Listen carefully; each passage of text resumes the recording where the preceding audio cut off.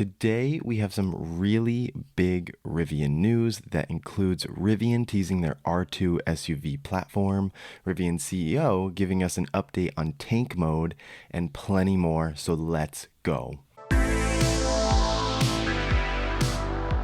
First up today, the Rivian team celebrated another major milestone this week as the first customer dual-motor R1T rolled off the assembly line.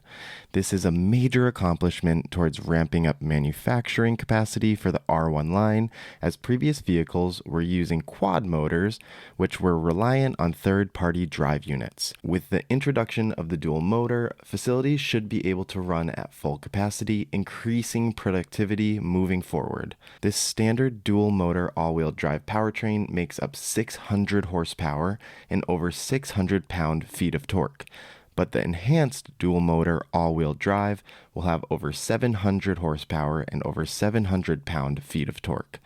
Comparatively, the quad motor powertrain remains the most powerful in the lineup, delivering 835 horsepower and 908 pound-feet of torque. Rivian explains that the dual motor powertrain will be more energy efficient than the current quad motor setup and will be reflected with increased range of up to 400 miles for the R1T, fitted with the max battery pack and 21-inch wheels, as well as up to 390 miles with the R1S in the same configuration. Rivian says that the delivery of these dual-motor R1S and R1T versions will be delivered in June, with their most affordable options starting at $73,000 for the R1T and $78,000 for the R1S, both the standard battery packs. These base models should also qualify for the $7,500 tax credit when purchased. All right, next up, we get an update on tank mode.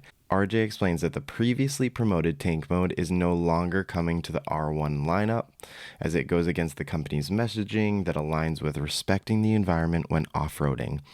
Tank mode was first confirmed for both R1 models in December of 2019. In September of 2021, this feature was then delayed, and now RJ announced that the feature might not be offered at all. Rivian has taken the stance that this feature has the potential to be really destructive to the environment, and this simply goes against the company's messaging to tread lightly.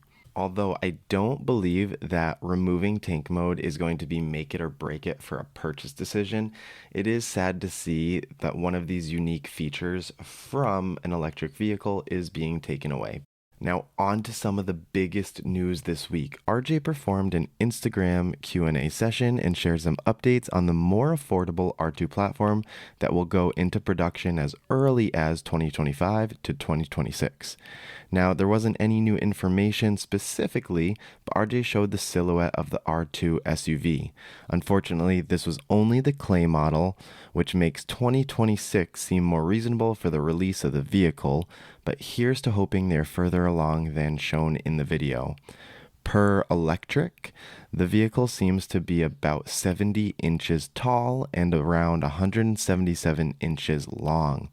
That would make it roughly the size of the newer Ford Bronco Sport, but take this with a grain of salt, as this is all speculation through an Instagram video. What we do know for sure is that the R2 SUV will be smaller than the R1S, their premium SUV. As far as design goes, in the video you can see a poster in the background showing the Rivian will keep some of the signature visuals of both the R1T and the R1S, such as the friendly front headlight setup, as well as the portable flashlight in the front door. Now, I'm curious if Rivian will change the taillights from the current light bar, or maybe they'll go with a headlight with an upper rounded trim similar to their fleet of electric service vans. Do you think that Rivian will keep the taillight the same as the premium SUV and truck style, or do you think they'll change it up? Now, the Rivian R2 platform is expected to try and undercut several more affordable EVs in similar SUV spaces at an MSRP of around $40,000.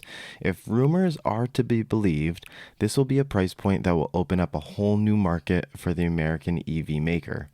Rumor has it that up to 200,000 R2 vehicles will be built in 2026 and 400,000 units after that due to improved efficiency of current productivity lines. Now, there are no technical details currently known about the Rivian R2 platform when it comes to the battery, but it is expected that the battery will be smaller than the R1S and the R1T. And although this may be detrimental to driving range, being smaller also means the car will be lighter, so it's possible we may see something along the lines of 300 to 400 miles of range, depending on the configuration. And honestly, I think that's enough, especially if you are charging this car at home every night. Here's to hoping for more R2 information later this year. Let me know what you think about the R2 platform as we know it right now. Now that is all the Rivian news for this week. I hope that you enjoyed, so please like, subscribe, and I will talk to you next time. Peace.